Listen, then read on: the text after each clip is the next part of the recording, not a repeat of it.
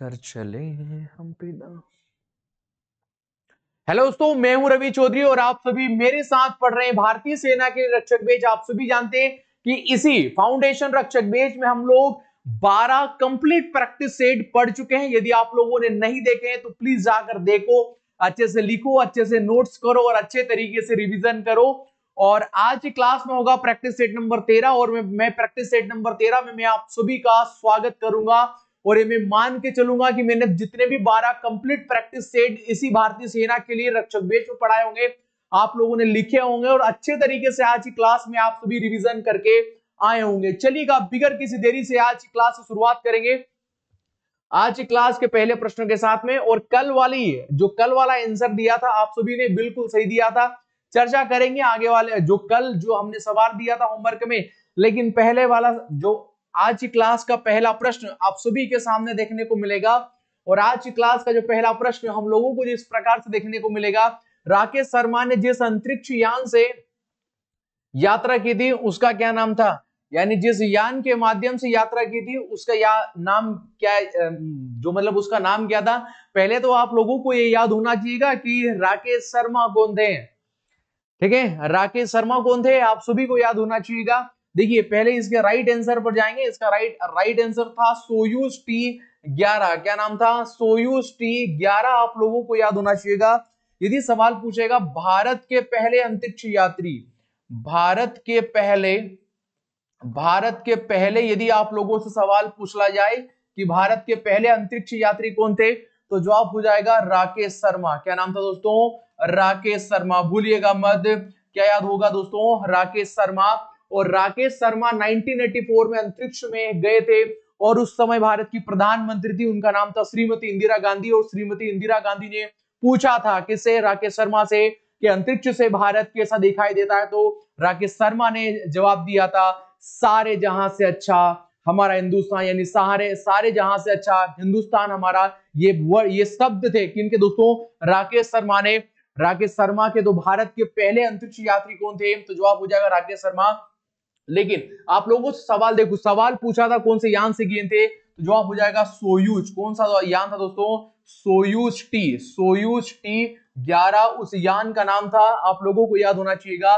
और इस सवाल पूछेगा यदि सवाल पूछा कि भारत की पहली महिला अंतरिक्ष यात्री, सवाल पूछा कि भारत की पहली महिला अंतरिक्ष यात्री, भारत की पहली महिला यदि सवाल पूछ लिया गया अंतरिक्ष यात्री कौन बनी, तो जवाब हो जाएगा दोस्तों कल्पना चावला। कौन बनी दोस्तों? कल्पना चावला। आप लोगों को याद होना चाहिए। यानी हमारी भारतीय जो 23 अप्रैल के दिन आप लोगों की परीक्षा होगी, लगभग इसी प्रकार के प्रश्न बनेंगे और यही छपने वाले। अब देखो, कल्पना चावला कौन से यान से गई थी, तो जवाब हो जाएगा कोलंबिया। कौन से यान से गई थी दोस्तों? तो जवाब हो जाएगा कोलंबिया यान से गई थी। ये आप लोगों को याद होना चाहिए। और वहीं पर अगर सवाल पूछे कि राकेश शर्मा कौन दोस्तों, जो राकेश शर्मा है, ये राकेश शर्मा भारत के किस राज्य संबंधी थे, तो जवाब हो जाएगा पंजाब। कौन दोस्तों? पंजाब। और सवाल पूछ ले दोस्तों कल्पना चावला, कौन पूछ लेगा? कल्पना चावला। यदि सवाल पूछ ले कल्पना चावला जो है ये भारत के कौन से राज्य से बिलोंग करती हैं, तो जवाब हो जाएगा यहां पर हरियाणा। कौन से राज्य से? हरियाणा से राज्य से बिलोंग करती हैं। इस क्लास में जितना मैंने कंटेंट पढ़ाया आप लोगों को याद होना चाहिएगा। यदि पहला ही सवाल अच्छा लगा हो तो क्लास को जरूर लाइक कर दीजिएगा। और चैनल पर पहली बार आए होंगे तो मैं मान के चलूंगा आप लोगों ने लाइक सब्सक्राइब तो चैनल को कर ही दिया होगा। तो ये पूरा डाटा आप लोगों को याद होना चाहिए। अब इस सवाल पर चर्चा करेंगे। हमारे सवाल का जो राइट आंसर देखने को मिलेगा ऑप्शन ए, यानी सोयूज T-11 वो यानी अंतरिक्ष यान था जिसके माध्यम से भारत के पहले अंतरिक्ष यात्री जिनका नाम था राकेश शर्मा। ये आप लोगों को याद होना चाहिए। और भारत की पहली महिला अंतरिक्ष यात्री जिस यान से माध्यम से भारत पर नहीं लौट कर आई थी, वो कब दुर्घटनाग्रस्त हो गया था? जवाब हो जाएगा 2003 में। इनके बारे में आप लोगों को यहां पर याद होना चाहिएगा। चलिएगा, बिगर किसी देरी से आज क्लास के सवाल नंबर 2 पर चर्चा करेंगे। और सवाल नंबर 2 शायद आप लोग पहली बार सुन रहे होंगे, लेकिन जो 15 क्वेश्चन सामान्य ज्ञान के होने वाले हैं। उसमें से 10 सवाल तो ऐसे होंगे जो आप लोगों को याद होगा या जो आपकी कोचिंग संस्थान में पढ़ाए होंगे, जैसे मैं आप लोगों को ऑफलाइन पढ़ाता हूं, लेकिन कुछ ऐसे सवाल होंगे जो आप लोगों को नहीं याद होंगे, वो इस क्लास से आप लोगों को देखने को मिलेंगे। टेंशन लेने की आवश्यकता नहीं, इस क्लास से देखने को मिलेंगे। देखिए सवाल पूछा है इनसेट, कौन सा दोस्तों? इनसेट उपग्रहों की श्रृंखला का प्रमुख उद्देश्य सुविधा देना है। यानी इनसेट जितने भी उपग्रह है, इनका मुख्य रूप से क्या इनका उद्देश्य है? दूर दराज के क्षेत्रों के लिए टीवी का प्रसारण, दूर दराज के क्षेत्रों में मोबाइल नेटवर्क सेवाएं, जीपीएस के माध्यम से स्थानों का मानचित्रण। ये आप लोगों को सवाल पूछा है तो आप लोगों को याद होना चाहिए ऑप्शन नंबर ए, दूर दराज के क्षेत्रों में टीवी का प्रसारण। किसका प्रसारण दोस्तों? टीवी का प्रसारण। यहां पर आप लोगों को याद होना चाहिए इनसेट का मतलब वास्तव में यहां पर यह होता है, यानी मुख्य रूप से संचार के काम में मुख्य रूप से इनका प्रयोग किया जाता है। तो मैं मान के चलूंगा अच्छे से नोट्स बना रहे होंगे, अच्छे से लिखना कि इनसेट का प्रमुख कार्य, लिखो जल्दी से, इनसेट का प्रमुख कार्य होगा संचार का फैलाव करना और मुख्य रूप से टीवी का प्रसारण करना। ऑप्शन नंबर ए हमारे सवाल का बिल्कुल राइट आंसर होगा। चलिएगा सवाल नंबर 3 पर चर्चा करेंगे। और सवाल नंबर 3, भारत में ASLV पहली बार का कब इस्तेमाल किया गया? तो बहुत सारे ऐसे वैसे विद्यार्थियों की जिनको नहीं पता होगा ASLV। देखो भारत के प्रमुख रूप से जो भी आपके अंतरिक्ष यान बने वो ये आप लोगों का SLV बना, ये याद होना चाहिएगा। फिर आप लोगों का ASLV आया दोस्तों, फिर आप लोगों का PSLV आया दोस्तों, फिर आप लोगों का GSLV आया। ये तीनों प्रमुख रूप से आप लोगों को याद होना चाहिएगा। What is the full form of SLV? ये कब आया दोस्तों? ये 1983 में। कब आया दोस्तों? 1983 में आया। तो सैटेलाइट लॉन्च व्हीकल, क्या याद करोगे? सैटेलाइट, जल्दी से लिखना, satellite launch vehicle. Satellite launch vehicle जो है, व्हीकल इसका फुल फॉर्म होगा यदि सवाल पूछेगा कि SLV का पूरा नाम क्या है, तो 1983 में इसको लाया गया। और इसके माध्यम से जो छोटे अंतरिक्ष, जो हमारे छोटे सैटेलाइट थे जिनका वेट लगभग 40 केजी के आसपास रहता था, उनका प्रक्षेपित इसी के माध्यम से किया जाता है। अब यहां पर शब्द केवल एक जोड़ा गया, इसका नाम है ए का नाम सर ये कब आया? तो 1987 में। कब आया दोस्तों? 1987 में। ए से हो जाएगा दोस्तों आप लोगों का एडवांस, क्या हो जाएगा? ये आप लोगों का एडवांस, या आपका एडवांस सैटेलाइट, या आपका एडवांस सैटेलाइट याद होना चाहिएगा, या आपका एडवांस सैटेलाइट लॉन्च व्हीकल। कौन दोस्तों? एडवांस सैटेलाइट लॉन्च व्हीकल जो है आप लोगों को याद होना चाहिएगा, यहां पर याद होना चाहिएगा। अब देखो यहां पर जो ये 1987 में आया था। अब PSLV, what is full form of PSLV? जैसे ही परीक्षा में गए सवाल पूछ लिया कि PSLV का, तो पोलर सैटेलाइट लॉन्च व्हीकल। कौन सा दोस्तों? ये कब आया कि 1994 में। सवाल पूछ लेगा पोलर, कौन सा दोस्तों? Polar satellite, polar satellite launch vehicle. कौन सा? पोलर सैटेलाइट लॉन्च व्हीकल आप लोगों को याद होना चाहिएगा। GSLV, जी से हो जाए, ये कब आया दोस्तों? ये लगभग 2001 के आसपास में इसका विकास भारत के इसरो ने किया। तो जी से हो जाएगा जियो सिक्रोनस। कौन सा हो जाएगा? जियो सिक्रोनस याद होना चाहिएगा। जियो सिक्रोनस सैटेलाइट लॉन्च व्हीकल। कौन सा? Launch vehicle. ये सभी आप लोगों को याद होना चाहिए दोस्तों, ठीक है। देखो मैंने सभी लिखे हैं मेरे भाइयों बंधुओं आपके लिए। जितने भी मुझे स्टूडेंट देख रहे होंगे, मैं मान के चलूंगा ये समझ में आया होगा। इसने सवाल पूछा था ASLV का पहली बार प्रयोग किया गया, तो 1987 ऑप्शन नंबर बी होगा। ये हमारा सवाल का बिल्कुल राइट आंसर होगा। लेकिन किसी यान को, किसी सैटेलाइट को, जो भी सैटेलाइट होता है उसे प्रमुख रूप से किसी यान के माध्यम से लॉन्च किया जाता है।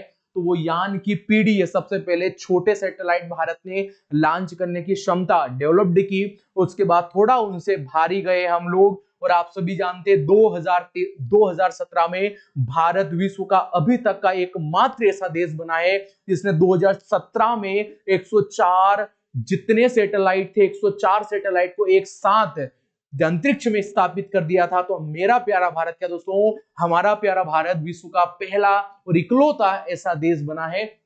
लेकिन ये जीएसएलवी फुल फॉर्म होता है जियो सिंक्रोनस सैटेलाइट लॉन्च व्हीकल कब भारत ने विकसित किया, 2001 में। PSLV polar satellite launch vehicle कब विकसित किया, 1994 में। एएसएलवी फिर आप लोगों का advance satellite launch vehicle Bharat ने कब विकसित किया, 1987 में। एसएलवी सैटेलाइट लॉन्च व्हीकल और 1987 में भारत ने लॉन्च किया। और भारत का पहला उपग्रह, यदि सवाल पूछा जाए कि भारत का पहला उपग्रह, भारत का पहला उपग्रह यदि सवाल पूछा जाए तो भारत ने 1975 में कौन सा छोड़ा दोस्तों, आर्यभट्ट। कौन सा दोस्तों, आर्यभट्ट। दोस्तों याद होना चाहिएगा कौन दोस्तों, आर्यभट्ट। तो मैंने जितने भी आप लोगों को यहाँ पर लिखाए हैं ये आप लोगों में साइट्स होंगे, इनका स्क्रीनशॉट नहीं लेना, स्क्रीनशॉट नहीं लेना। मैं फिर बता रहा हूं, आपसे हाथ जोड़कर तो विनती नहीं करूंगा, लेकिन जितने भी मेरे भाई, यदि कोई थोड़ा सा भी स्मार्ट बनने का प्रयास कर रहा है,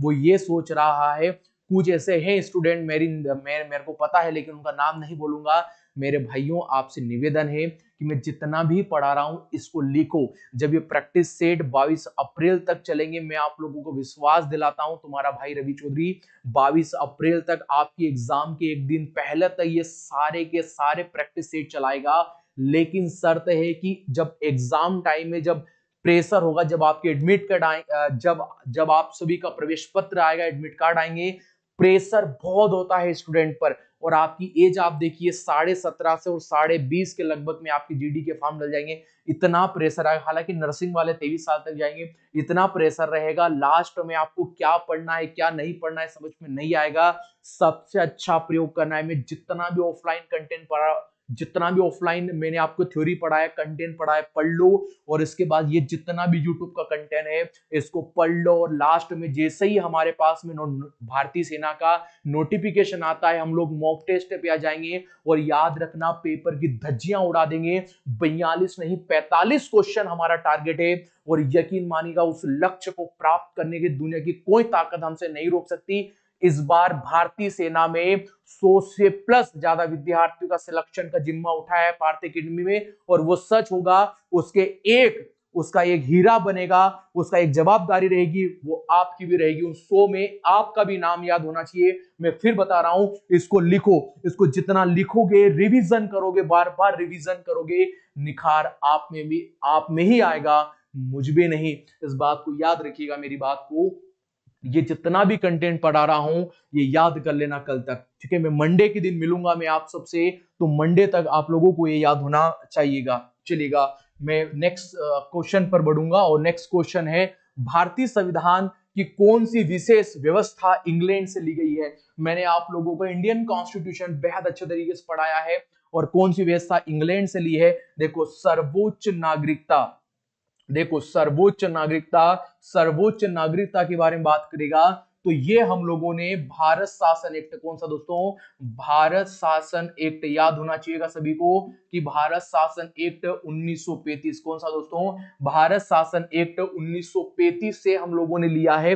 भारत शासन एक्ट 1935 से हम लोगों ने इसको स्वीकार किया है। और भारत शासन एक्ट 1935 से हम लोगों ने संघात्मक, कौन सा दोस्तों, संघात्मक सरकार की व्यवस्था ली है। याद होना चाहिए किसके दोस्तों, संघात्मक सरकार की व्यवस्था ली है, आप लोगों को याद होना चाहिएगा। और यहीं पर हम लोगों ने लोक सेवा आयोग का जो प्रावधान है वो हम लोगों ने कहां से लिया है, वो भी हम लोगों ने दोस्तों यहीं से लिया है, आप लोगों को याद होना चाहिएगा। और यहाँ पर जो दोस्तों मूल अधिकार की बात कर रहा है, और ये मूल अधिकार हम लोगों ने यूएसए के संविधान से लिए, कहां से दोस्तों, यूएसए के। और न्यायपालिका की स्वतंत्रता, किसका दोस्तों, न्यायपालिका की स्वतंत्रता हम लोगों ने कहां से ली दोस्तों, वो हम लोगों ने यूएसए के संविधान से लिए हैं। और दोस्तों राष्ट्रपति पर, बार बार रिपीट होगा, राष्ट्रपति पर महाभियोग का जो प्रावधान है वो हम लोगों ने कहां से लिया है, मूल अधिकार, ये हम सभी ने यूएसए के ये यहां संविधान से लिया है। अब यहां पर बात है दोस्तों संसदीय प्रणाली, कौन सा, इंग्लैंड से क्या लिया है दोस्तों हम लोगों ने, संसदीय प्रणाली का मुख्य रूप से प्रावधान हम लोगों ने कहां से लिया है? तो जवाब हो जाएगा हम लोगों ने इंग्लैंड से लिया है। और क्या लिया है इंग्लैंड से? जवाब हो जाएगा एकल प्रणाली। कौन सा? एकल प्रणाली का जो प्रावधान है, एकल प्रणाली का जो प्रावधान है, भारत में कैसे नागरिक होंगे जिनकी एकल नागरिकता होगी, उन सब का प्रावधान हम लोगों ने कहां से लिया है? इंग्लैंड के संविधान से लिया है। चलिएगा जल्दी से सवाल नंबर 5 की तरफ बढ़ेंगे और सवाल नंबर 5 इस प्रकार से देखने को मिलेगा। सवाल नंबर 5 है कि भारत में राष्ट्रीय आय की गणना किसके द्वारा की जाती है?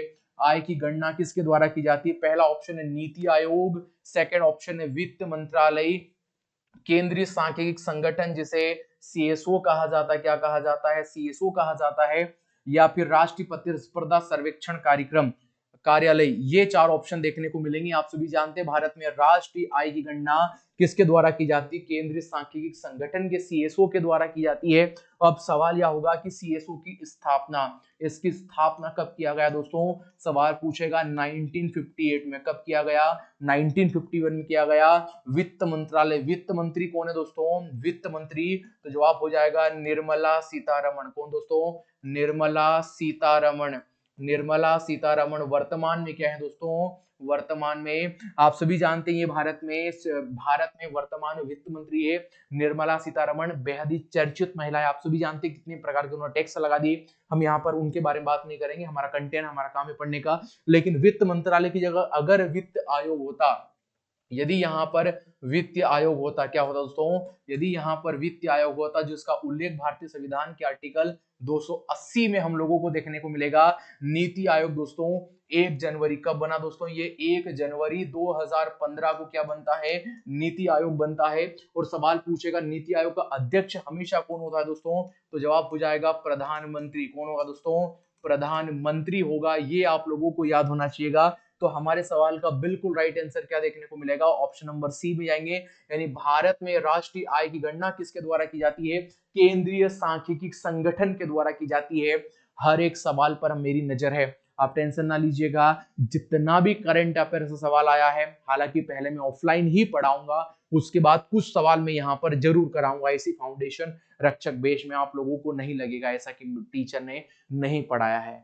ठीक है, देखो यार, मैं एक बात आप लोगों को पहले क्लियर कर दूं, या मुझे जितने भी स्टूडेंट सुन रहे हैं कि ऑफलाइन वाले जितने भी स्टूडेंट हैं मेरे लिए पहली प्रायोरिटी है। जितने भी ऑफलाइन वाले स्टूडेंट हैं ये मत सोचिएगा टीचर यहीं पर पूरा पढ़ा रहा है, ऑफलाइन कुछ क्या पता इससे बेहतर होगा नहीं। ऑफलाइन आपको पता है मैं कितना बेहतर तरीके से, कितना डेडिकेशन तरीके से अरुण सर और हम दोनों पढ़ा रहे हैं। तो मतलब यार हम पूरा कंटेंट पहले वहां पढ़ेंगे। देखो वहां पर हमें समंदर पढ़ना है, क्या पढ़ना है? समंदर पढ़ना है। और यहाँ पर हमें आप लोगों को केवल तालाब पढ़ा रहा हूँ। आप देखो कहाँ तालाब है और कहाँ कहाँ समंदर है और कहाँ तालाब है। आप देखो कंपैरिजन तो हो ही नहीं सकता। यहां से जरूर यहां से सवाल आए चाहे नहीं आए, ऑफलाइन तो हमेशा मेरे भाई जिम्मेदार है। तो अपने दिमाग में ऐसी प्रकार की थॉट प्रोसेस मत लाइएगा, प्लीज, आपसे रिक्वेस्ट है। लेकिन मैं जितना भी पढ़ा रहा हूँ वो आप ही को पढ़ा रहा हूँ। मुझे पता है कि देखने वाले बहुत कम स्टूडेंट है, और जितने भी देख रहे हैं ना बहुत शिद्दत के साथ देख रहे हैं। और मैं बोल के रख रहा हूँ कि ना भाई तुम्हारा सिलेक्शन कोई नहीं रोक सकता जो ऑफलाइन और इसी क्लास को जरूर पढ़ रहा है। ठीक है, याद रखिएगा। मैं आगे बढ़ूंगा, सवाल नंबर 6 पर बढ़ूंगा। और सवाल नंबर 6 इस प्रकार से है। सवाल नंबर 6, सूर्य या अन्य तारों की ऊर्जा का स्रोत क्या है? तो जवाब हो जाएगा नाभिकीय संलयन। क्या हो जाएगा? नाभिकीय संलयन हो जाएगा। ये याद आप लोगों को याद होना चाहिएगा। नाभिकीय संलयन में क्या होता है? 2 हाइड्रोजन के मॉलिक्यूल एक हीलियम बनाते हैं। आइए मैं आप लोगों को समझने का प्रयास करूंगा। देखो आप लोगों को एक बात पता होगा, आप लोगों ने साइंस पढ़ा होगा, यदि किसी वस्तु है, कोई सब्सटेंस है, तो उसके अंदर ग्रेविटेशनल फोर्स कहां से आया? तो जवाब हो जाएगा उसका मास। कोई भी पदार्थ है उसका मास उसके अंदर जनरेट करता है। मास यानी इन द सेंस उसके अंदर द्रव्यमान, उसके अंदर कितना द्रव्यमान है ये उसके अंदर तय करता है कि उसके अंदर क्या है दोस्तों, मास कितना है। ये मतलब उसके अंदर ग्रेविटेशनल फोर्स, उस पदार्थ के अंदर ग्रेविटेशनल फोर्स कितना होगा ये उसके द्रव्यमान पर निर्भर है। मैं मान के चलिएगा मैं कुर्सी लेकर आया, ये मेरी चेयर है बैठने के लिए, दिख रही है आप लोगों को कि नहीं दिख रही? बोलो हाँ ना। तो ये चेयर है। अब इस चेयर का मैं मेल्ट कर लेता हूं। इसके अंदर जितना भी मास आएगा, जितना भी इसके अंदर द्रव्यमान होगा, वो डिपेंड करेगा कि उसके अंदर ग्रेविटेशनल फोर्स कितना है। अब हम लोग यहां पर आते हैं, दो प्रकार की चीजें होती हैं। मान लेते ये हमारा सूर्य है, क्या होता है दोस्तों, ये हमारा सूर्य है, और यदि ये हमारा सूर्य है तो इस सूर्य के अंदर चारों तरफ क्या है दोस्तों, चारों तरफ इसके अंदर मास है, चारों तरफ इसके अंदर द्रव्यमान है, चारों तरफ द्रव्यमान है। लेकिन सूर्य के मध्य में ये जो पॉइंट है, यहां पर दो हाइड्रोजन के मॉलिक्यूल मिलकर एक हीलियम बनाते, और ये जो दो हाइड्रोजन के मॉलिक्यूल ने जिन्होंने एक हीलियम बनाया है, इसी को ही हम लोग कहते हैं नाभिकीय संलयन। क्या बोलते हैं, नाभिकीय हम लोग संलयन यहां पर बोलते हैं। आप लोगों को याद होना चाहिए, क्या बोलते हैं, नाभिकीय संलयन हम लोग यहीं से बोलते हैं। दो हाइड्रोजन के मॉलिक्यूल दो क्या बनाते हैं, नाभिकीय संलयन बनाते हैं। अब आप लोगों को याद होना चाहिएगा, मान लीजिए सूर्य नहीं है, कोई भी स्टार है, कोई भी तारा है, देख लो ये कोई भी तारा है, तो कोई भी स्टार होता है उसके अंदर एनर्जी का फॉर्म्ड नाभिकीय संलयन होता है।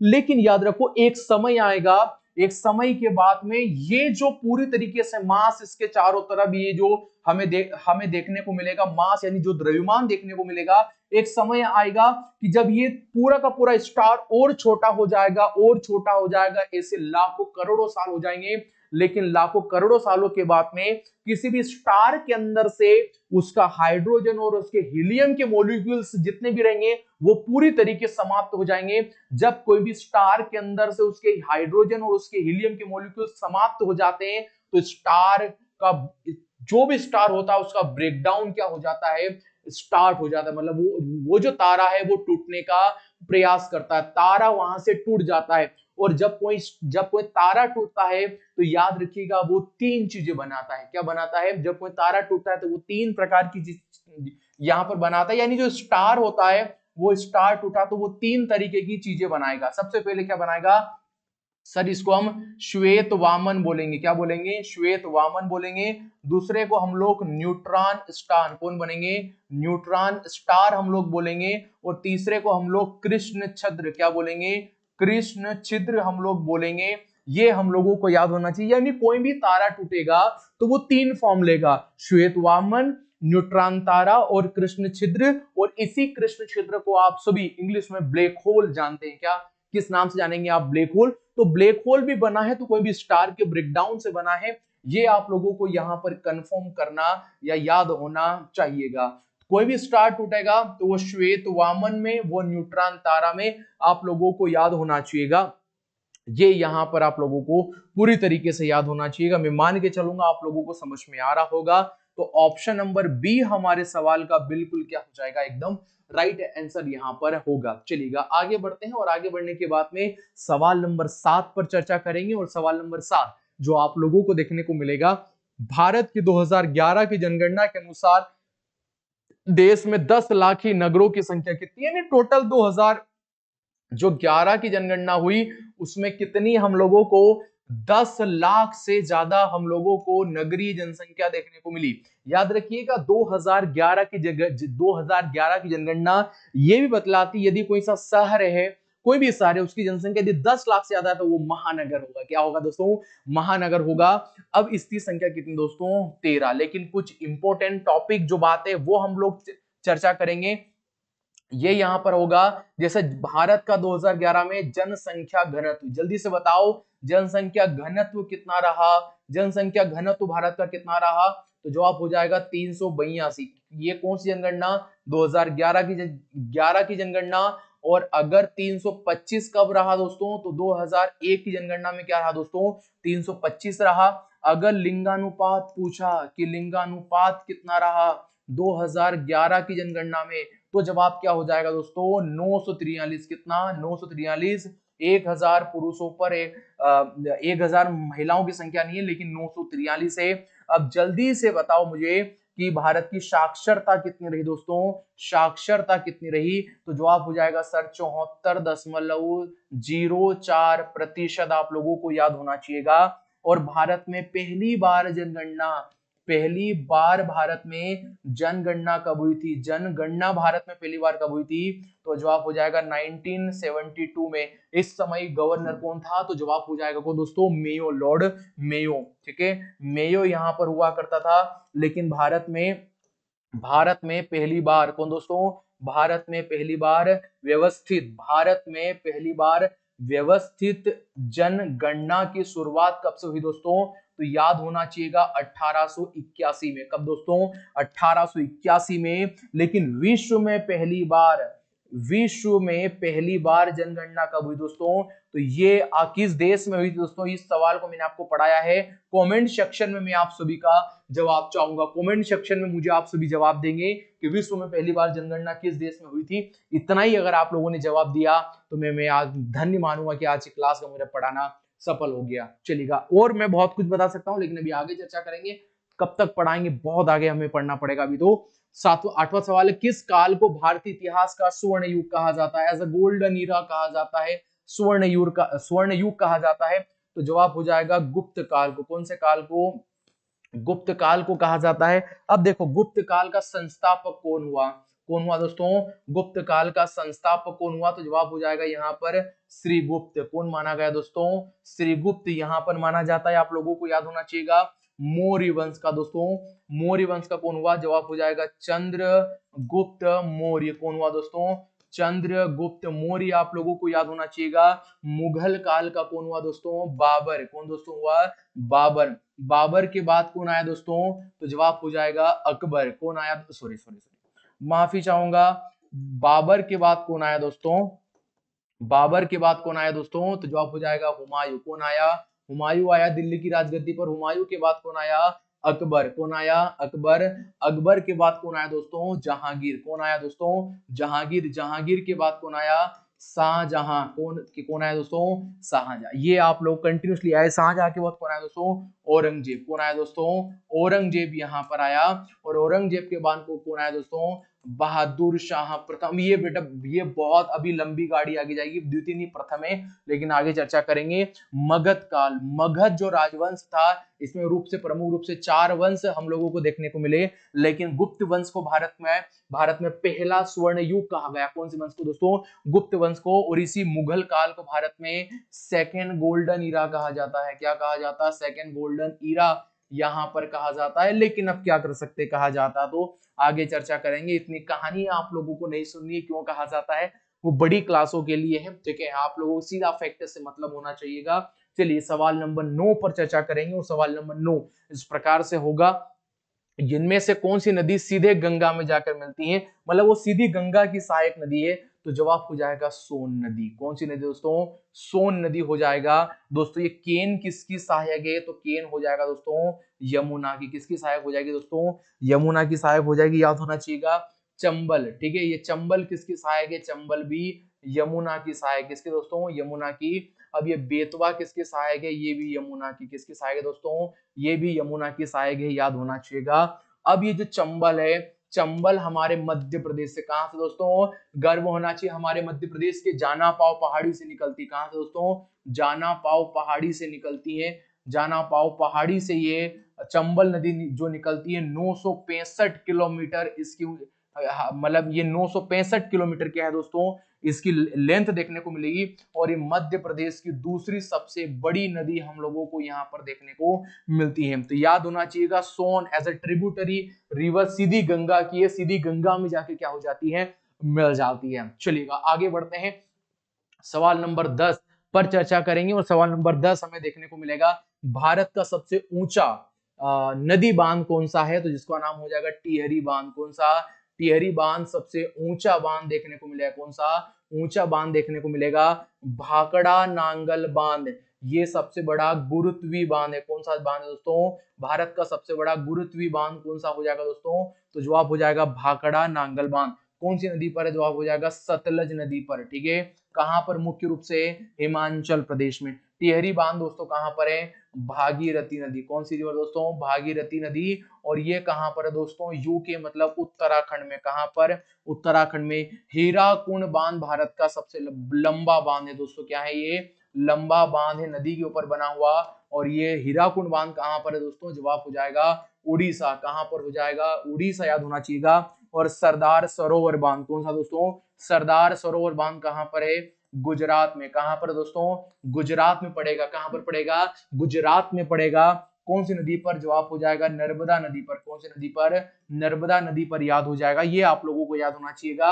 ऑप्शन नंबर बी हमारे, सॉरी वो सबसे ऊंचा है तो टिहरी बांध हो जाएगा। ये आप लोगों को याद होना चाहिएगा, ठीक है। मंडे के दिन मैं पूछूंगा सबसे आपसे। अब आगे बढ़ेंगे, सवाल नंबर 11 पर चर्चा करेंगे। और सवाल नंबर 11 जो देखने को मिलेगा, रिमोट सेंसिंग लूनार उपग्रह चंद्रयान प्रथम को किस वर्ष प्रक्षेपित किया था, यानी भारत ने चंद्रयान प्रथम कब छोड़ा था? तो जवाब हो जाएगा 2008 में। कब छोड़ा था? 2008 में। तो यहां पर मेरे प्यारे दोस्तों याद होना चाहिए, अगर सवाल पूछा कि चंद्रयान प्रथम, कौन सा चंद्रयान प्रथम कब छोड़ा गया, तो 2008 में। कब दोस्तों? तो PSLV-C 11 यान के माध्यम छोड़ा गया था। और सवाल पूछेगा चंद्रयान 2, कौन सा चंद्रयान 2 कब छोड़ा गया? जवाब हो जाएगा 2019 में। किसके द्वारा? तो GSLV एम के थर्ड द्वारा इसको छोड़ा गया, याद होना चाहिएगा। और चंद्रयान 3, जो चंद्रयान 3 पर चर्चा कर रहे हैं, ये 2023 में छोड़ा गया। किसके माध्यम से? LVM-3 के माध्यम से इसको यहाँ पर छोड़ा गया। तो ये सभी के बारे में आप लोगों को याद होना चाहिएगा। अभी ये जो चंद्रयान 3 था, इसको कब धरती से कब लॉन्च किया गया था? हमारे भारत से 14 जुलाई। कब दोस्तों? 14 जुलाई 2023 को। लेकिन फिर ये बात में दोस्तों क्या हुआ कि ये 23 अगस्त, क्या दोस्तों? 23 अगस्त 2023 को चंद्रमा के दक्षिणी पोल पर पहुंच गया। तो गर्व से बोलना कि चंद्रमा के, कहा दोस्तों? चंद्रमा के दक्षिणी पोल पर पहुंचने वाला विश्व का पहला देश बना हमारा प्यारा भारत। कौन दोस्तों? हमारा प्यारा भारत। गर्व से कहिएगा। कल 26 जनवरी है, कल भारत का सबसे बड़ा त्योहार है, हमारा गणतंत्र दिवस है। प्यारे दोस्तों, आप सभी को हमारे गणतंत्र दिवस, हमारे 26 जनवरी की, हमारे इस राष्ट्रीय पर्व की आप सभी को अग्रिम शुभकामनाएं। आप पढ़ें, फूलें और आगे बढ़ें और अपने लक्ष्य को आप सभी प्राप्त करें। इन्हीं शुभकामनाओं के साथ में बढ़ूंगा अगले प्रश्न पर। और अगला प्रश्न जो आप लोगों को देखने को मिलेगा, सवाल नंबर 12। कौन सा? सवाल नंबर 12, उच्चतम न्यायालय के पहले न्यायाधीश का नाम बताइए जिसके खिलाफ स्वतंत्र भारत के पहले संसद में महाभियोग प्रस्तुत किया गया। सबसे पहले महाभियोग किस सुप्रीम कोर्ट के न्यायाधीश पर लगाया गया था? तो जस्टिस रामास्वामी। किस पर दोस्तों? जस्टिस रामास्वामी। याद रखिएगा, जस्टिस रामास्वामी, याद रखिएगा आप सभी को, ठीक है। ये मेरी बात जरूर याद रखिएगा। कल 26 जनवरी है, मुझे पता है आप सभी अच्छे तरीके से सेलिब्रेट करेंगे। इस तरीके से आप स्टेटस डालिएगा कि यकीन मानिएगा आप कल ही फौजी बन जाना, ठीक है दोस्तों। अगला सवाल है कि आपका इलाहाबाद उच्च न्यायालय के वर्तमान मुख्य न्यायाधीश, मैंने कहा था कि सवाल चुन चुन कर आए जाएंगे और चुन चुन कर वार करेंगे। ये सवाल पिछली बार पूछा गया है, हालांकि कई पैटर्न पर ये सवाल बनते हैं। यकीन मानिएगा, जीडी वाले बच्चे, खासकर नर्सिंग वाले बच्चे, इस बात को याद रखिएगा कि आपकी परीक्षा में हाई कोर्ट से सवाल बनेगा, मतलब बनेगा। एक गवर्नर का नाम पूछेगा, एक सीएम का नाम पूछेगा, ठीक है। सवाल पूछा है कि आपके इलाहाबाद उच्च न्यायालय के मुख्य न्यायाधीश कौन है? अरुण भंसाली। कौन दोस्तों? अरुण भंसाली। याद रखिएगा, ऑप्शन नंबर सी होगा, जो कि हमारे सवाल का बिल्कुल राइट आंसर यहां पर देखने को हम लोगों को मिलेगा, ठीक है। ये आप लोगों को याद होना चाहिए। और हमारे मध्य प्रदेश यानी जबलपुर हाईकोर्ट का पूछ लेगा। जबलपुर हाईकोर्ट, कौन सा? जबलपुर हाईकोर्ट। तो जबलपुर हाईकोर्ट का सुरेश कुमार। कौन हो जाएगा दोस्तों? सुरेश कुमार। याद रखिए, कौन हो जाएगा? सुरेश कुमार। हम लोग डेली बेसिस पर 3-3 पढ़ लेंगे, तो आप लोगों को याद होना चाहिएगा, डेली बेसिस पर 3 पढ़ेंगे। एक तो हमने कहा कि पढ़ ली, ये आपके इलाहाबाद के पढ़ लिए, जिनका नाम था अरुणा भंसाली। मध्य प्रदेश के पढ़े सुरेश कुमार और संतोष चंद्र शर्मा। कौन दोस्तों? संतोष। ये कहां के हो जाएंगे? दिल्ली के। कौन कहां के हो जाएंगे? दिल्ली जो हाई कोर्ट है, दिल्ली हाई कोर्ट के संतोष कुमार शर्मा। कौन दोस्तों? संतोष चंद्र शर्मा। संतोष चंद्र शर्मा आप लोगों को याद होना चाहिएगा। देखो, ये 2 तो मैंने आप लोगों को लिखा दिए और ये 3 यहां पर हो गए। तो सभी के बारे में कंटिन्यूसली हम लोगों को पढ़ते जाना है और यकीन मानिएगा हम लोगों को आगे बढ़ते जाना है। और यह प्रश्न आप सभी की स्क्रीन के ऊपर, अंतिम जो प्रश्न के दौर में मैं आप सभी को बोलना चाहूंगा, ओम प्रकाश माथुर को हाल ही में किस राज्य के नए राज्यपाल के रूप में नियुक्त किया गया है? याद रखिएगा, सिक्किम। कहां के दोस्तों? सिक्किम के नए राज्यपाल, इनको नियुक्त किया गया है। तो ये आपका सवाल का राइट आंसर हो जाएगा ऑप्शन नंबर बी। आप लोगों को बिल्कुल राइट आंसर देखने को मिलेगा। तो यकीन मानिएगा कि हम लोगों ने 14 क्वेश्चन यहां तक कंप्लीट कर लिए। कितने क्वेश्चन? चंद 14 क्वेश्चन कंप्लीट कर लिए हैं। अगला सवाल आप सभी का रहेगा और आप सभी को होमवर्क में मुझे जवाब देना है कि अगले सवाल का बिल्कुल राइट आंसर क्या रहेगा। ठीक है, अगले सवाल पर बढ़ रहे हैं और अगला सवाल जो है आप सभी का होमवर्क में, उत्तर पूर्वी भारत की सबसे बड़ी मीठे पानी की झील इनमें से किस राज्य में स्थित है? इस सवाल का जवाब आप सभी को मुझे कमेंट सेक्शन में देना है। ठीक है, एक बार पुनः आप सभी को गणतंत्र दिवस यानी 26 जनवरी के इस पावन पर्व की अग्रिम शुभकामनाएं, अग्रिम शुभकामनाएं। उसके चंद दो लाइनें के शेरो शायरी अब मैं करता नहीं, शेरो शायरी नहीं करेंगे, फिर किसी दिन करेंगे शेरो शायरी। ठीक, आप सभी मेरे साथ जुड़े इसके लिए आप सभी का धन्यवाद। और हाँ, इस क्लास को जरूर लिख लीजिएगा। मिलते हैं नेक्स्ट क्लास में, जब तक के लिए जय हिंद।